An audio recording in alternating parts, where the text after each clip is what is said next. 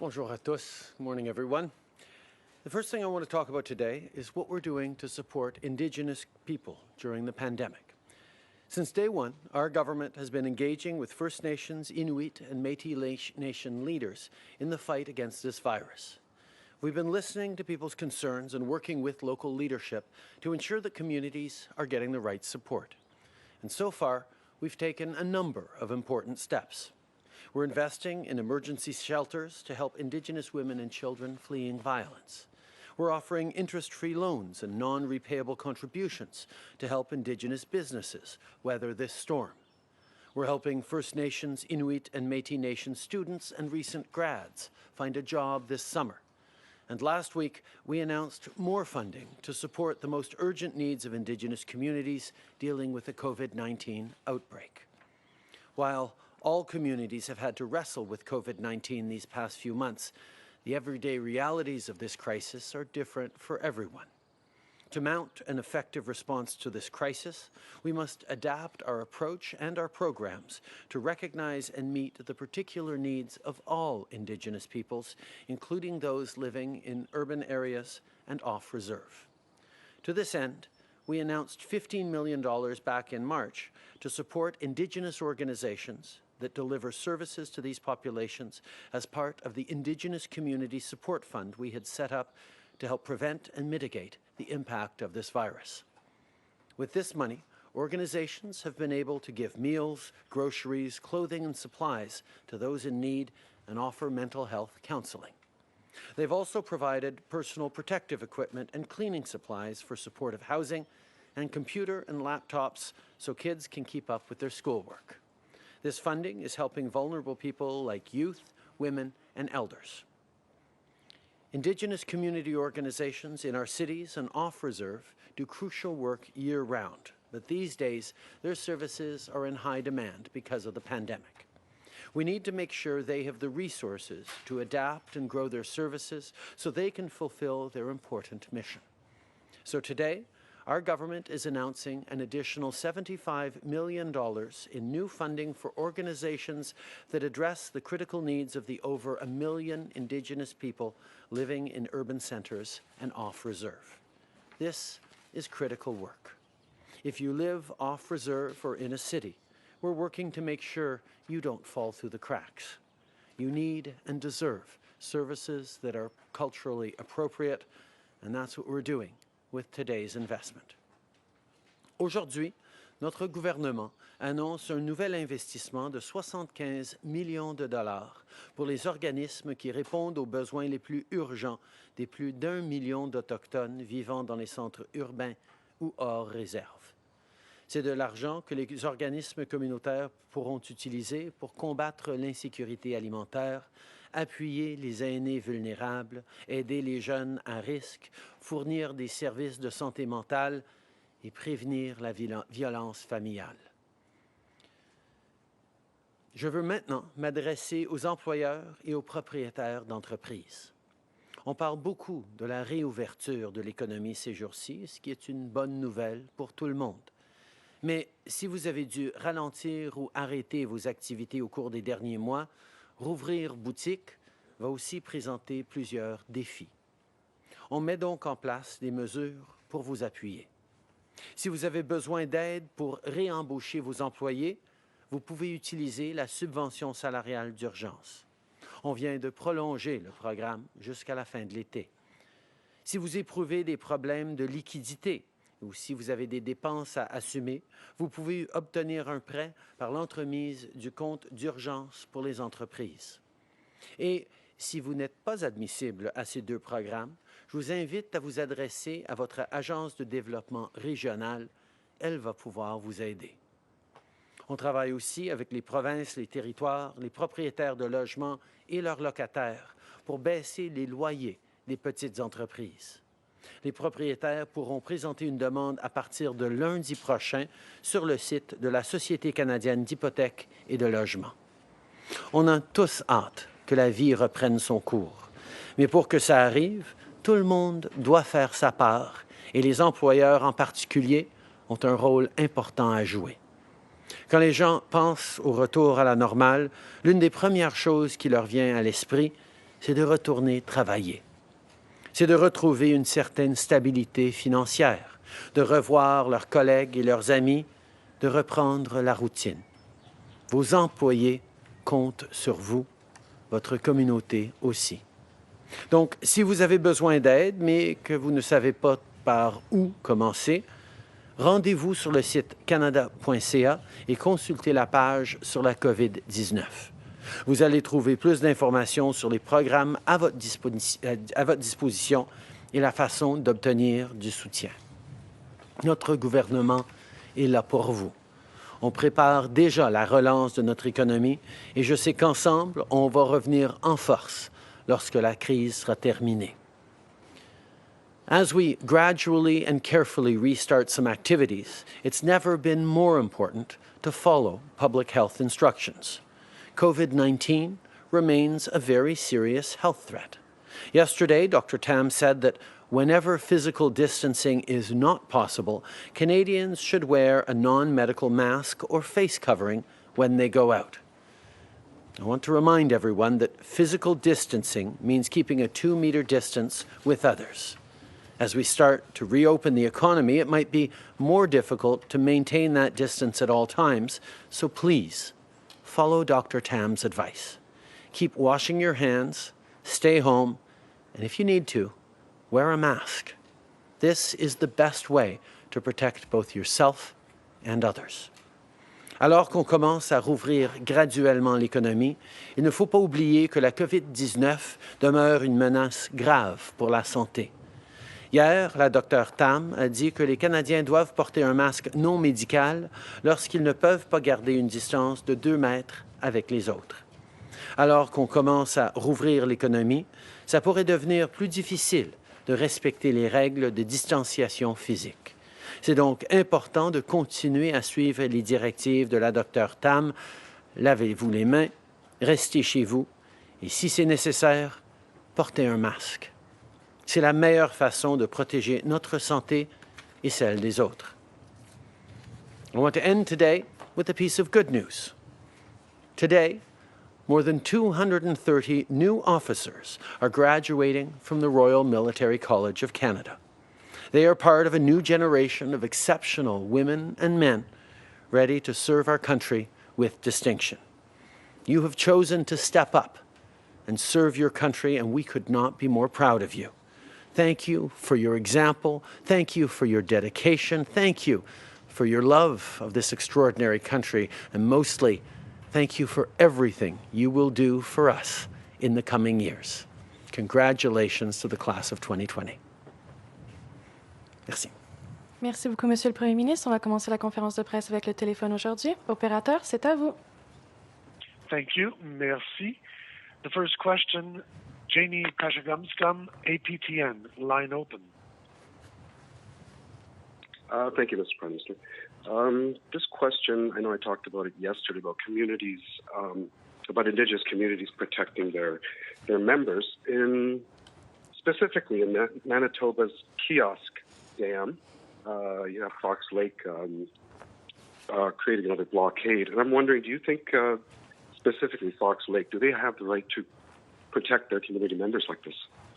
I think every community needs to make sure they're taking decisions to protect their members, but I think there are many ways of going about to make sure members of government, Indigenous governments, are working together with the same goal, which we all share, which is keeping Canadians as safe as possible, recognizing that certain communities and certain individuals are more vulnerable. And I certainly know that across the country there have been excellent and constructive conversations between Indigenous and non-Indigenous leadership in areas of overlap so that we can move forward in a way that protects Canadians, but also allows for a progressive return to normality. Je pense que c'est extrêmement important que dans toute communauté, on prend les décisions nécessaires pour garder les citoyens en sécurité. Je sais qu'à travers le pays, des communautés autochtones et des communautés non autochtones qui sont adjacents ou qui se chevauchent sont en train de discuter de les meilleures façons de protéger leurs citoyens, particulièrement dans un moment où on commence à parler de rouverture. Mais nous partageons tous le même désir de voir l'expansion de COVID-19 limitée le plus possible et surtout de garder tous nos citoyens, particulièrement les plus vulnérables, en sécurité. Et c'est ce que je sais que nous allons continuer à faire. As a follow-up, Jamie?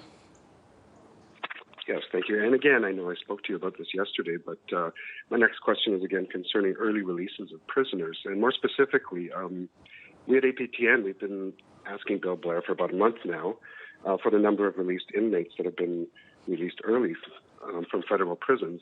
We've been trying quite unsuccessfully. But I'm wondering, can you confirm that inmates are being released early? And do you know when we'll get these numbers? Corrections Canada has from the very beginning taken extremely seriously the responsibility of keeping both inmates and staff safe in their institutions during this pandemic. They have taken a number of steps in terms of reducing mobility between prisons, increasing the access for protective measures, and in certain cases looking at release conditions. Minister Blair will have more to answer on that. Thank you. Operator, next question. Thank you. Merci. Next question, Stuart Thompson, National Post. Line open. Hi, Prime Minister. Thanks for taking the question. I'm just hoping to get a sense of your government's thinking around a potential second wave of infections in the fall. I know there's some concern in provincial governments that Canadians might not take to a second lockdown or maybe even a third or a fourth if it comes to that. Could be for mental health reasons or economic security reasons or just a kind of exhaustion. So I'm just curious, is this something that you are also worried about? I think one of the things we know is that in pandemics there are usually second waves. The question that we're very much focused on is as that second wave begins or as we start to see resurgences in a reopened economy, how quickly are we able to contain them and control them? And that comes down to the scale of testing, the scale of contact tracing we're able to have right across the country. That's why the federal government has stepped up in its offer to provinces to support them in massively scaling up testing capacity and contact tracing capacity. We know, particularly in those areas that are still working to get the spread of the virus under control, it is going to be important to increase testing now, as we're seeing in those areas, but also make sure that as we move forward through the summer and obviously into the fall, we are ready to act extremely quickly so that the population at large won't be in situations of having to go back into confinement. But that depends on citizens doing their part. It also depends on having that testing capacity, and that's what we're moving forward on. As a follow-up, Stuart? Yeah, so there have been some countries that even in the first wave have managed to fend off a large amount of infections without a lockdown. I'm thinking of Hong Kong, where they've had barely any deaths, and it's mainly because of mask wearing and a really robust centralized quarantine. And I'm curious if your government has been exploring these other jurisdictions and maybe some other ideas that would allow you to hold off on a lockdown if infections do raise again? From the very beginning, we have been looking carefully at what other countries have done and drawing from them on elements that we could put forward in our response that would help here in Canada. Obviously, there are many lessons. Many countries around the world got serious in their situations before we did, so we were able to make some very smart choices early on that has largely kept the pandemic within controllable levels in Canada, although there have still been far too many deaths, and we certainly grieve and mourn all of those. We know that there is more to do, and as we reopen, we know that citizens will continue to be extremely vigilant and careful about how they act, because that is going to be a key part of keeping us safe moving forward. So government will do its part, citizens, employers, employees will be doing their part. we need to continue to do everything we can to prevent the need for any further lockdowns the way we've had up till now. Nous avons depuis le début regardé ce que les autres pays faisaient pour apprendre des mesures qu'on pouvait amener au Canada et on s'est inspiré dans plusieurs de nos mesures de ce qui a fonctionné outre-mer en adaptant à la réalité du Canada, bien sûr. En allant vers une économie de plus en plus ouverte, de plus en plus active.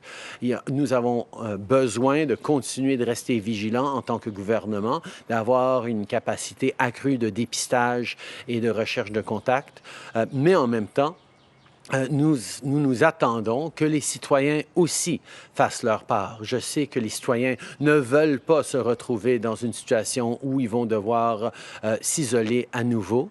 Et donc, que les gens portent les masques, que les gens gardent leur distance, que les gens se lavent les mains régulièrement, qu'ils fassent attention au travail, que les employeurs fassent leur part. Tout ça va être extrêmement important pour pouvoir gérer d'autres vagues qui pourraient venir sans, on espère, avoir besoin de revenir à la situation qu'on a vécue depuis 2 mois.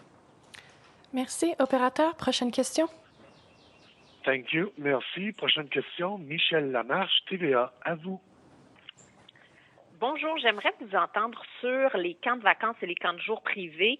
Ce matin, on apprend qu'il y a 71 % d'entre eux qui pensent que sans une aide financière, notamment de la part du fédéral, ils vont devoir fermer. Alors qu'on s'apprête à reprendre les activités économiques, là, est-ce que vous comptez aider ces camps de vacances ou camps de jour? Je pense que les camps de vacances, les camps de jour, comme beaucoup d'autres organismes, vont devoir prendre les décisions avec la sécurité et la santé des Canadiens en réflexion première. Mais il y a bien des industries, bien des secteurs de l'économie qui vont énormément avoir de difficultés pendant cet été à cause du manque de tourisme, à cause du manque de déplacement, à cause de la COVID-19. Et le gouvernement fédéral, les gouvernements provinciaux et d'autres vont devoir réfléchir à comment on peut s'assurer qu'on ne fasse pas trop de dommages à notre économie parce que nous avons besoin de revenir en force une fois que cette pandémie sera terminée. En suivi, Michel? Oui, bien sûr, mais en même temps, dans quelle mesure considérez-vous qu'avec la réouverture de l'économie, ces camps sont importants non seulement pour les enfants, les ados qui travaillent, mais aussi pour les parents? Et ce qu'on nous dit, c'est que si la subvention salariale, les critères étaient assouplis, ça pourrait aider ces camps à embaucher plus de moniteurs. Est-ce que vous êtes prêt à faire ce pas-là? Je pense qu'il y a des réflexions régionales qui vont être extrêmement importantes. On sait que depuis les débuts, la COVID-19 se répand plus dans des endroits comme des camps ou des camps de travail ou des institutions plus fermées où les gens vivent et travaillent à la journée longue en proximité étroite. Donc, ces réflexions par rapport aux camps de vacances vont devoir être entreprises avec beaucoup de délicatesse et de vigilance. Je ne sais pas quelles décisions les différentes régions vont prendre par rapport à cette réflexion-là, mais je sais que les gens sont en train de recevoir beaucoup de pression des parents qui voudraient pouvoir envoyer leurs enfants, mais qui sont aussi inquiets par rapport à la sécurité de leurs enfants. Et c'est toutes des réflexions que nous allons avoir dans les semaines à venir. Merci. Opérateur, last question. Thank you. Merci. Prochaine question, Hélène Buzetti, Le Devoir. À vous. Oui, bonjour, M. Trudeau. J'aimerais revenir sur la question des compagnies aériennes. On a vu récemment qu'Air Canada avait pour à peu près 2,6 milliards de dollars de billets achetés, mais qui ne seront pas rendus, 800 millions d'Air Transat. Alors, j'aimerais savoir, votre gouvernement rendra-t-il l'aide aux compagnies aériennes conditionnelle au remboursement de tous ces voyages? J'ai entendu clairement énormément de Canadiens qui sont préoccupés avec l'argent qu'ils ont dépensé déjà pour acheter des billets qu'ils ne vont pas évidemment utiliser. Nous reconnaissons la vulnérabilité du secteur de transport aérien et les défis auxquels ils font face, mais nous reconnaissons aussi ces préoccupations économiques des Canadiens. Nous allons travailler avec le secteur, avec les compagnies aériennes et avec avec les groupes de Canadiens qui sont préoccupés pour essayer de trouver des solutions. I think we recognize how impacted air travel and airlines are by this COVID-19 pandemic. We also recognize that many Canadians are out of pocket for tickets that they are obviously not going to be using. I think we need to have some very careful discussions with airlines, with the air travel sector, and indeed with Canadians who are concerned to try and figure out a way forward where we can ensure that Canadians are treated fairly and our airline industry remains there for when our economy picks up again. Mais donc j'entends ce que vous me dites, mais pourriez-vous être un peu plus clair? Vous dites que vous allez chercher des solutions. Est-ce que dans cette fourchette de solutions possibles, exiger le remboursement figure? On est en train de regarder ce que d'autres juridictions, d'autres pays sont en train de faire. On est en train de parler avec les compagnies aériennes. On entend ces préoccupations des Canadiens qui veulent avoir leur argent, mais qui veulent aussi qu'on ait une industrie aérienne dans l'avenir dont on va avoir besoin, et trouver ce juste équilibre va être très important. Okay. I think Canadians both want to make sure they're not out of pocket, but they also want to know that we do have a future for our airline industry in Canada. It's an important thing for Canadians to continue to have airlines in this country. We need to make sure we're getting that balance right, and we're making it through this in the right way. Hi, Prime Minister. Tom Perry, CBC. We've seen some shortfalls in testing in places like Ontario and Quebec. You've just said that the federal government offering to invest in a national framework to lead the way on testing and contact tracing. You've got a call with the premiers today. Presuming if they do take you up on your offer, how fast could you roll this out? What's standing in your way? And given the shortfalls we're seeing in places like Ontario and Quebec, should they feel safe as these economies reopen? We have already seen significant ramp-ups of testing in places like Ontario and Quebec, where there is a need for even greater testing. Last week with the premiers, I laid out that offer that the federal government could take it on, and we got positive responses from right across the country. We're going to continue discussing that tonight and talk precisely about how we can scale up testing immediately in places where it's necessary, like in Ontario and Quebec, and be ready to scale up almost instantly in places where right now the virus is pretty well under control, but any flare-ups need to be responded to extremely quickly. That is the frame that we're laying out. We don't want logistical or financial limitations to keep anywhere in this country held back from doing all the testing that is necessary. That's what the federal government will be there for. Nous savons qu'on a besoin de faire plus de dépistage, plus de vérification de contacts, particulièrement au Québec, en Ontario, mais je souligne qu'il y a eu une croissance forte dans les nombres de tests de dépistage qui ont été faits récemment, et nous allons continuer de le faire. Nous savons que c'est important d'augmenter le débit des dépistages, et le gouvernement fédéral sera là avec des ressources et de l'équipement nécessaire pour le faire, comme on fait depuis plusieurs semaines déjà. Mais il y a aussi deux différentes situations. La situation où présentement, au Québec et en Ontario en particulier, on a besoin de faire plus de tests maintenant. Et il y a d'autres places à travers le pays où le besoin n'est pas là maintenant pour plus de tests parce qu'ils ont la situation pas mal sous contrôle, mais ils doivent être prêts à quasiment instantanément faire beaucoup plus de tests s'il y a une résurgence dans un endroit ou un autre de cas de la COVID-19. Et le gouvernement fédéral va être là pour assurer et pour aider les provinces à le faire. And BC's premier says that he wants a national policy on paid sick leave. Says it's a crucial part of preventing that second wave of COVID-19. You've got economies opening up. You've got a lot of low-wage workers finding it hard to take sick leave. So would you be willing to look at a national policy on that? We have already had good conversations on a range of proposals by the provinces. I've heard John Horgan, Premier of BC, directly on this proposal, and look forward to continuing conversations with the provinces on how we can best support people. There's the issue of sick leave, there's the issue of increased childcare spaces, there's the issue of making sure our long-term care facilities are better supported and more protected. There are a number of things that we need to talk about as governments to ensure that we're moving forward in the right way. Prime Minister Janet Silver, Global News.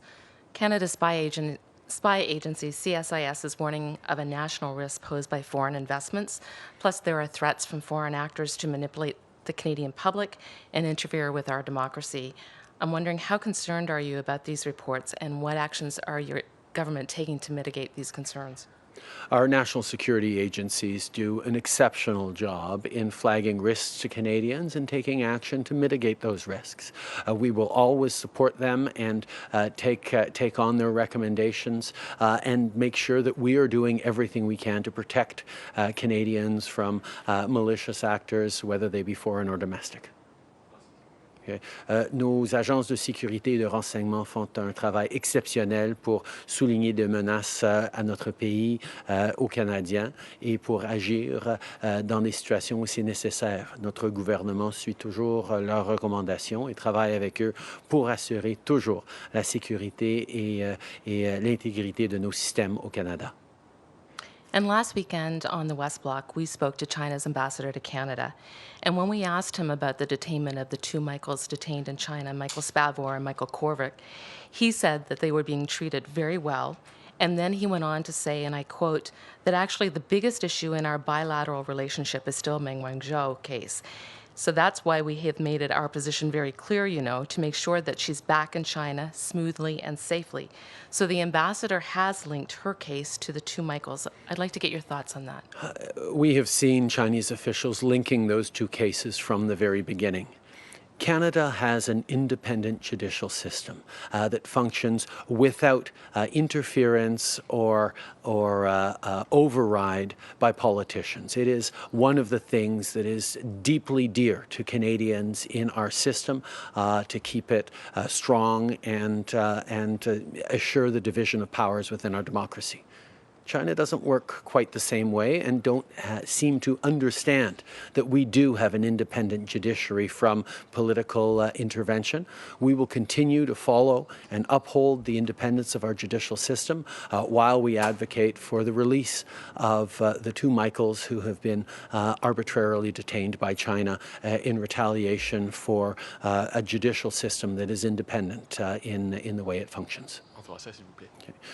Le Canada a un système judiciaire tout à fait indépendant de l'ingérence des politiciens.